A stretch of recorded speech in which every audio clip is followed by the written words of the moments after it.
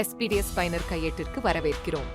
இந்த படிப்படியான வழிகாட்டி மொபைல் செயலியில் உள்நுழைய உங்களுக்கு உதவும் வகையில் வடிவமைக்கப்பட்டுள்ளது.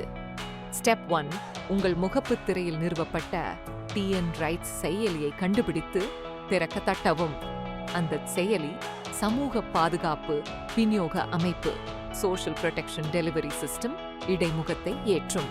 ஸ்டெப் 2, சரியான நேரத்தில் புதுப்பிப்புகள் மற்றும் துல்லியமான சேவை வழங்கலை உறுதி செய்ய இருப்பிடம் மற்றும் அறிவிப்புகளுக்கான தேவையான அனுமதிகளை வழங்கவும்.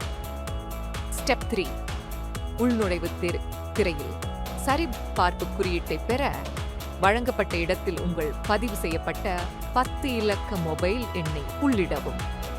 அங்கீகார செயல்முறையை தொடர கெட் OTP பொத்தானை தட்டவும்.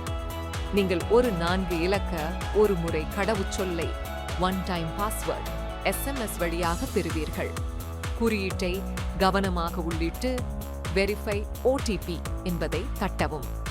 ஸ்டெப் 4, உங்கள் கணக்கை பாதுகாக்க நீங்கள் இப்போது ஒரு 4 இலக்க MPIN ஐ அமைக்க வேண்டும்.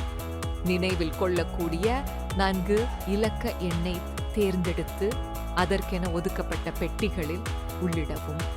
உறுதிப்படுத்த அதே 4 இலக்க MPIN ஐ மீண்டும் உள்ளிடவும். இனிவரும் அனைத்து உள்நுழைவுகளுக்கும் இந்த பின் தேவைப்படும். உங்கள் கணக்கு வெற்றிகரமாக சரிபார்க்கப்பட்டு உங்கள் MPIN அமைக்கப்பட்டுவிட்டது.